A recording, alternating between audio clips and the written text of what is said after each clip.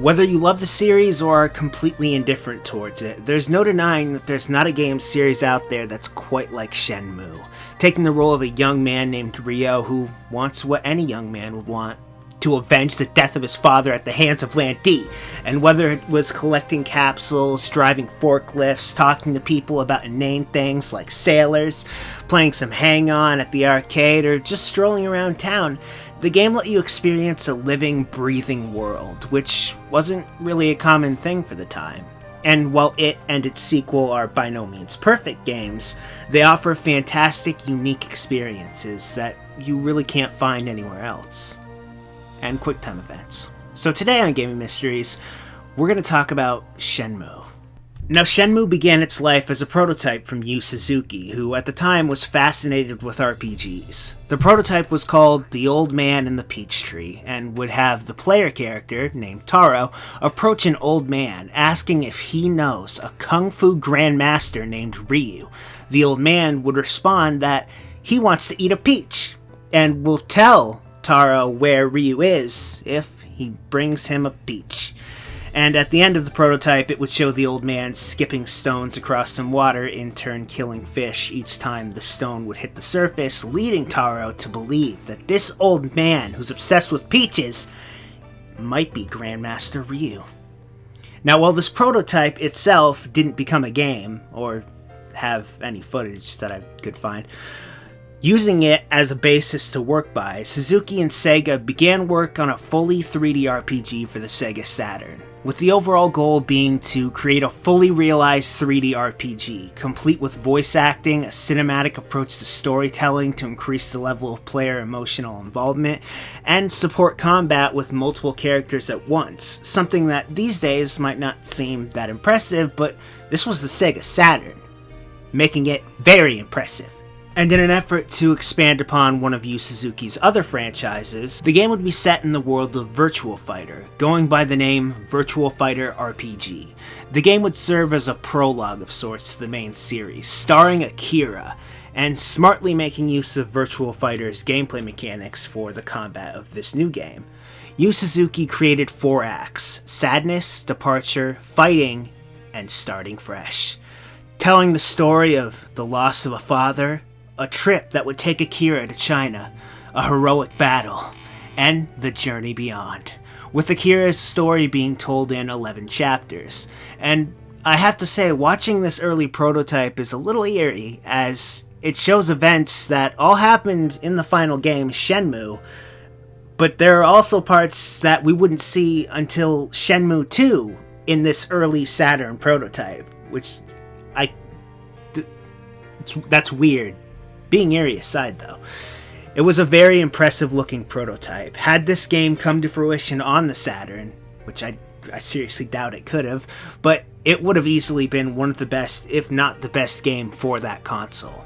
However, the writing was on the walls as far as the Saturn's fate was concerned, and with that ship quickly sinking, Sega and Suzuki decided to move this game over to their next console, the Dreamcast, and with a more powerful console at its disposal, the scale of Virtua Fighter RPG broadened, with Suzuki wanting no limitations, aiming for 5 hours of movie scenes, 4 hours of multi-opponent battles with open areas, 4 hours of searching for items, 8 hours of exploration and conversation, 4 hours to study and train martial arts, 4 hours to spend in dungeons, which I had no idea Akira's past involved dungeons, but that's neat, and lastly 4 hours of traveling between areas, resulting in roughly a 45-hour RPG, Suzuki said, with him having a further goal of it being a game that could be played for a long time without getting tired of the gameplay, leading to the game becoming more open world based. But in 1998, with the Dreamcast still a ways off, it was decided that this new system needed a killer app. Little did Sega know that killer app would involve pirating a lot of video games. Oops. But to make his new game a killer app, Virtua Fighter RPG would be revamped, now going by the codename Project Berkeley, or what we would later call Shenmue. The game would have 11 chapters, much like its previous incarnation, each released individually, now starring Ryo, who must avenge his father and go to China, like Akira, but with a more expanded scope and less ties to Virtua Fighter outside of capsule machines and the game's combat system. There was only one small problem with this. You can only store so much data on CD-ROMs, so in order to create the game that Yu Suzuki would ideally have wanted to make, I've read estimates that it would have taken upwards of like 50 discs, which of course is really funny, but that's a little unrealistic. To the development team's credit though, they did work on toning down the game size-wise through some nifty little tricks. However, this wouldn't end up being enough, meaning the game had to be split up into multiple parts, which is a little weird and kind of funny because in a lot of the early promotional footage, while they did show Ryo walking around his hometown, the majority of the footage from these trailers contains characters and scenes and areas that we wouldn't actually see until the second game. A testament to how big in scope Shenmue was, and the game would live on happily ever after by not getting a new sequel until, like, next year. But that's more or less the story of the journey that was Shenmue. Although we're not quite done, as there are aspects of Shenmue shown in early trailers that are completely absent from the final release. For example, originally, besides just Space Harrier and Hang On, the arcade would also feature gambling and, best of all, Afterburner. And while I could care less about gambling, I could have done with some Afterburner. That's good stuff. A more standoutish change was that originally you would be able to travel on a bike instead of using those pesky feet. As for why this feature was removed, even the team didn't seem completely sure from what I read, but their answer was more or less, it was removed because there wasn't a significant enough advantage for the player to ride a bike through the city over simply running around. Which, sure, I guess, but I can't help but notice in most of the bike footage that the areas are pretty sparse and don't have people in them, except for like 3 scenes. And with Shenmue being a game having people just kind of wandering around doing their daily business, it wouldn't surprise me if the bike just ended up bumping into people and being more of a pain in the ass than anything else. Although, I didn't work on the game, so I'm just kind of spitballing. But that was the origins of Shenmue and the loss of Afterburner. And I do find it a shame that the games had to be split up, just because that original game would have been ridiculously large. I would have liked to play that version, frankly. It's also a little disappointing that we didn't get a proper Virtua Fighter RPG. Of course, some would point to Virtual Quest as a source for that kind of entertainment, but I don't think Yu Suzuki had any direct involvement with that game. Don't quote me on that. Either way, it's hot trash, so I'm not playing it again. All that aside, Shenmue is truly an incredible experience, and I, for one, can't wait to continue that experience on August 27th of 2019 with Shenmue 3, assuming it doesn't get delayed and that we're all still alive by then. And based on the current political climate, I have my doubts. So we'll cross that bridge when we get there. This has been Gaming Mysteries, and thank you for watching. Welcome back to Endslate, where someone is mowing their lawn, and that's being picked up by the mic. But hey, long time no see. Nice to see you again. You may notice Endslate looks a little bit different. I threw together... I guess... Oh no, it's a train. Never mind. Anyways, I threw together just a basic new template that I thought would make more sense than the old one. And while this is just a rough draft of sorts, I think it'll serve its purpose, at least for the time being. You get the general idea.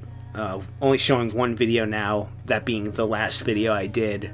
Social media right next to that. I'm Yuri of Wind on Patreon, Twitch, Twitter, and Facebook.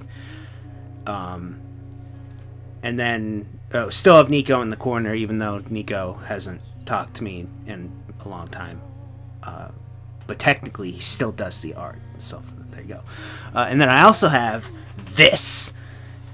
See the scrolling name thing? See, I came up with this idea and I haven't run it by patrons yet, so we'll see how this goes. But my plan was for shorter videos like this one, which isn't as short as the next video that'll be coming out this weekend. But for shorter videos, I would scroll the names of patrons who I said I would thank. Except I will thank, like, in general for the shorter videos. Like, thank you all. I love you all on Patreon. Thank you for supporting me. Look at your names. I haven't figured out how to stop your names yet, so it's just gonna loop over and over again. But you know, what are you gonna do? Yeah, and then for longer videos, I would do the standard, hey, let's thank everyone individually, because screw it, the video is already going on long. Why not make it go on longer? Even though this isn't a thank you end slate per se, this is probably going to go on a little long just because of explanation bullshit. Yeah, I hope you enjoyed the video and are okay with the end slate changes. They're subject to change more. We'll see. There's a fly. Fuck it. Harvest flies. I hate them. That's pretty much all I wanted to say. If you want to check out the last video I did, it was on the Pokemon Gold and Silver 1997 Space World demo. I like the Quiet Train. I like the video, so I don't know if you haven't seen it and you want to check it out. It's there. Aside from that, I was approached by a person by the username of Game Over Jesse, asking if I wanted to do a contest for subscribers and people, and I said sure, why not. I think how it works is you have to subscribe to both my channel and his, and follow my Twitter and his, and then a winner will be picked out of the people who entered the contest. There also might be a link. I'll have to look at that and then like maybe put that in the first comment or something. But yeah, if you're up for a contest and you want to do that, you're free to do so. If you don't want to stay subscribed to me or follow me on Twitter after the contest is over, feel free to leave. I figured that'll happen anyway, so I might as well say it. But yeah, I thought the contest would be neat. Someone's gonna win the it's card. Fuck, I forgot what the price was. It's a card. You'll see. I think it's an eShop card. I suck that I can't. God damn it. Well, it's a contest. You could win. So yeah, I'll post a comment that has that info, and I think that'll just kind of stay as the top comment because I uploaded this video. But that's pretty much it. As I already said, I hope you enjoyed the new video. I have some more stuff on the way. Sorry I was gone for so long. Grandfather survived heart surgery, so that's nice. Yeah, I hope everyone has a nice day. This Insulate went on for 5 minutes, despite the fact that I didn't do thank yous. I'm really bad at this. Go me. So until next time, I'll see you next time on Enslate.